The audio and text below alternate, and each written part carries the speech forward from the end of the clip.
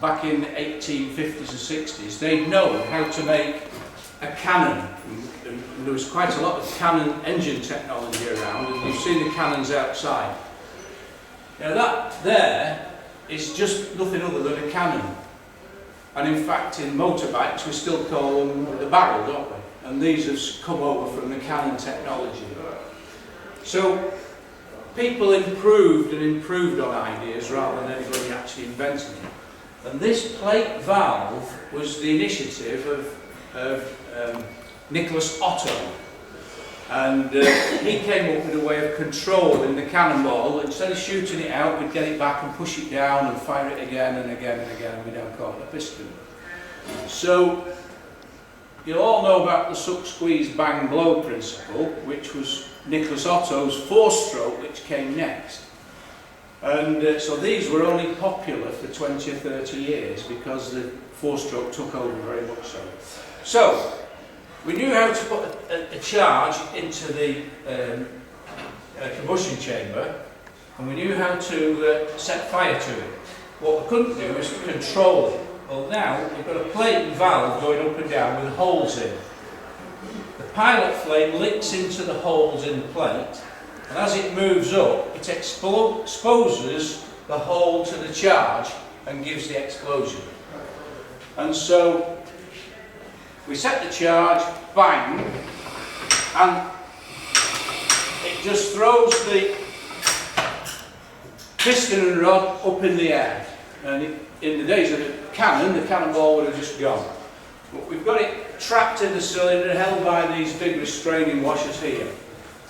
Now it's a free piston, so it's not a connecting rod, but it does have teeth on the back of the piston rod, and those mesh with a one-way clutch mechanism. So on the way up, nothing happened, but on the way down, all the forces conspire together, the inertia in the flywheel, the weight of the piston and rod, the vacuum created by the last explosion, and atmospheric pressure all give it more energy going down.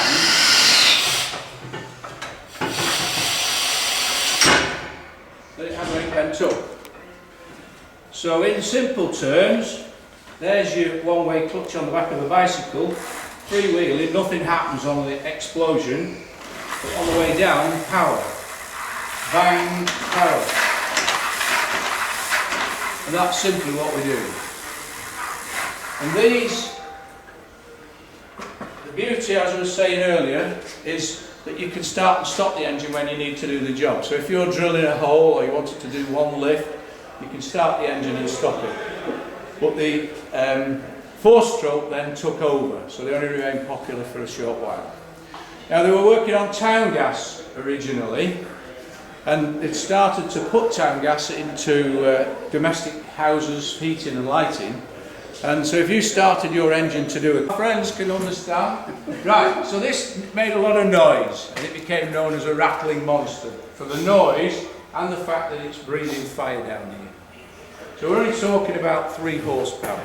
And this very engine was providing power to that winch in Bristol docks, unloading tar out of boats into a distillery.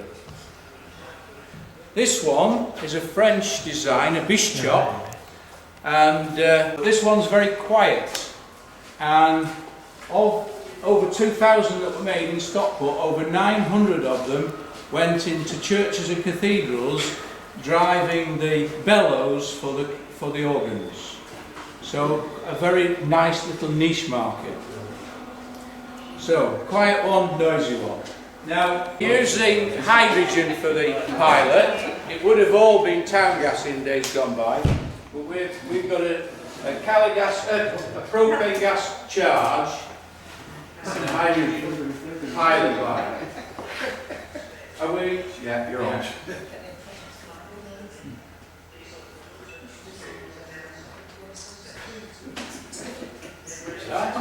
So far, so good. Turn the gas on.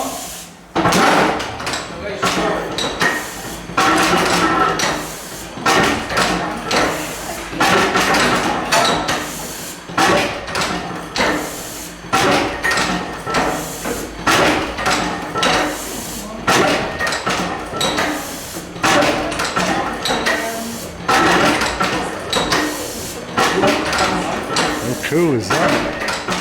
Eh? How cool is that?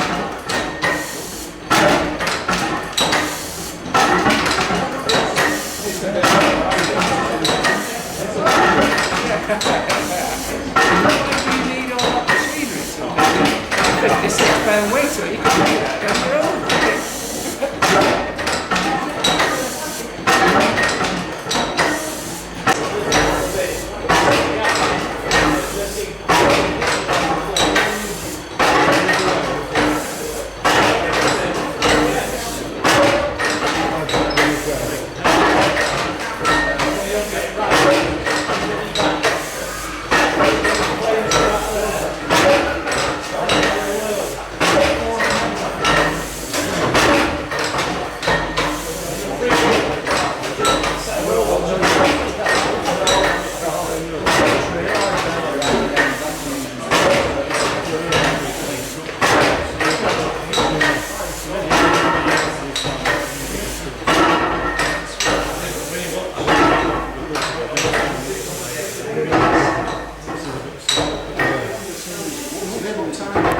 His idea for the four-strokes, and several patent busters then sprang up, and this is one.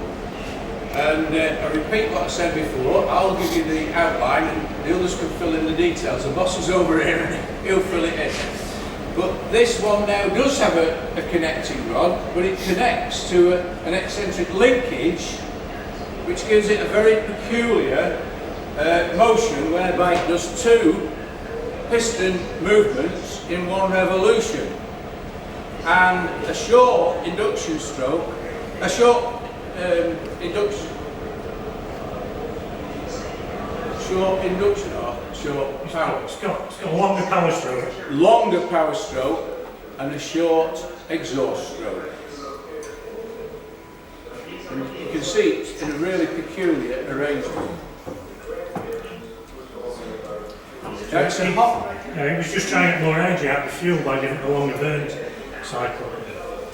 So it has a hot tube ignition. So if you remember that one had the carrier flame ignition, and you all know about spark ignition and compression ignition, this one's a hot tube ignition. So we light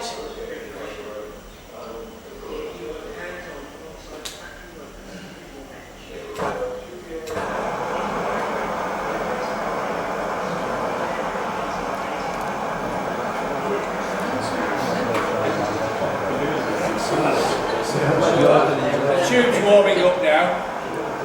I'll mention the next one. Dick Kerr made a 6-stroke engine, and unlike this one, that one does 3 revolutions.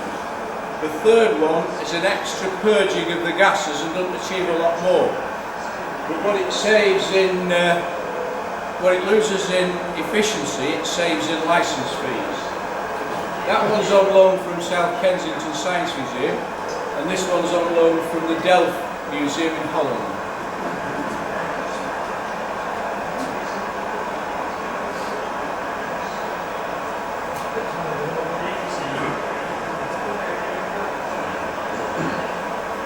I went down to the Science Museum last week talking about loan exhibits and things, and they've actually got Atkinson built 2 different engines. This is the cyclone. They built one called with 2 post pistons, and it stands about that tall. So we've asked for that one on loan as well. And we'll get it, we'll have to see.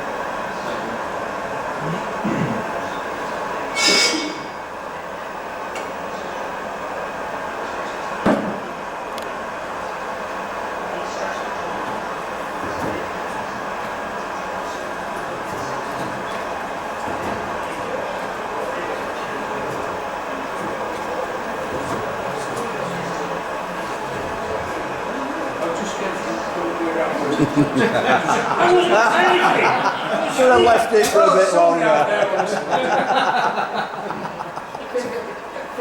We've all done it. How do you think he keeps so lean and It's just reminds me.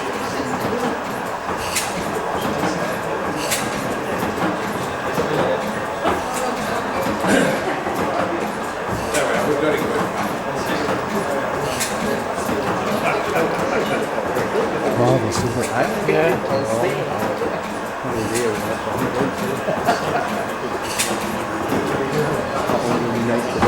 That's